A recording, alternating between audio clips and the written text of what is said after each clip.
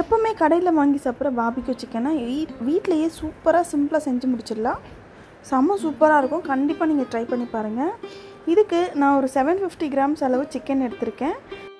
நான் ரெண்டுமே leg side எடுத்திருக்கேன். நீங்கள் பிரெஸ்ட் சைடு வேணாலும் நீங்கள் வாங்கிக்கலாம். இதில் நல்லா க்ரஷ் பண்ண பூண்டு சேர்த்துக்கலாம். இது நல்ல ஃப்ளேவர் கொடுக்கும். இதில் நிறைய இன்க்ரீடியன்ட்ஸ் கிடையாது, சிம்பிள் இன்க்ரீடியன்ட்ஸ், ஆனால் சூப்பராக இருக்கும். தென் இதுக்கு தேவையான உப்பு சேர்த்துக்கோங்க. ஒரு பெரிய சைஸ் லெமனை புழிஞ்சி அது கூட சேர்த்து லெமன் ஜூஸ் வந்து இது கூட சேர்த்துட்டு நல்லா மேரினேட் பண்ணி ஒரு 10 மினிட்ஸ் அப்படியே மூடி போட்டு மூடி வச்சுருங்க. 10 மினிட்ஸ் கழித்து பார்க்கலாம். 10 மினிட்ஸ் கழித்து நான் ஒரு கப் அளவு பார்பிக்யூ சாஸ் ஆட் பண்ணுறேன். இது எல்லா சூப்பர் மார்க்கெட்லேயும் கிடைக்குது. இதுக்கு தேவையான அளவு கொத்தமல்லி சேர்த்துக்கோங்க.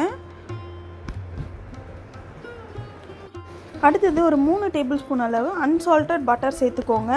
ரூம் டெம்பரேச்சரில் இருக்கணும். கை வச்சா நல்லா சாஃப்டாக அழுத்துற மாதிரி இருக்கணும். ஸோ இதையும் சேர்த்துட்டு நல்லா மேரினேட் பண்ணி வச்சுக்கோங்க. இது கூடவே இது மேரினேட் பண்ண பிறகு இது கூட கொஞ்சமாக காரத்துக்கு மிளகாத்தூள் சேர்த்துக்கோங்க. தனி மிளகாத்தூள் சேர்த்துக்கோங்க. கொஞ்சமாக ஜீரகத்தூள், கொஞ்சமாக கரம் மசாலா சேர்த்துக்கோங்க.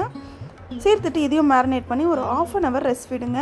இது நல்லா ஜூஸியாக இருக்கும். ஸோ 1/2 அன் ஹவர் கழித்து நான் இன்றைக்கி ஓவனில் பண்ண போகிறேன். நீங்கள் வந்து தவாவில் கூட இதை வந்து ரோஸ்ட் பண்ணி எடுத்துக்கலாம். மீடியம் ஃப்ளேமில் அது பட்டர் ஃபுல்லாக அப்ளை பண்ணிவிட்டு ஒரு சைடு வெந்து வந்ததும் இன்னொரு சைடு திருப்பி விட்டுக்கலாம். நான் இன்றைக்கி ட்ரேயில் மேரினேட் பண்ண சிக்கனை எடுத்து செட் பண்ணி வச்சுக்கிட்டேன்.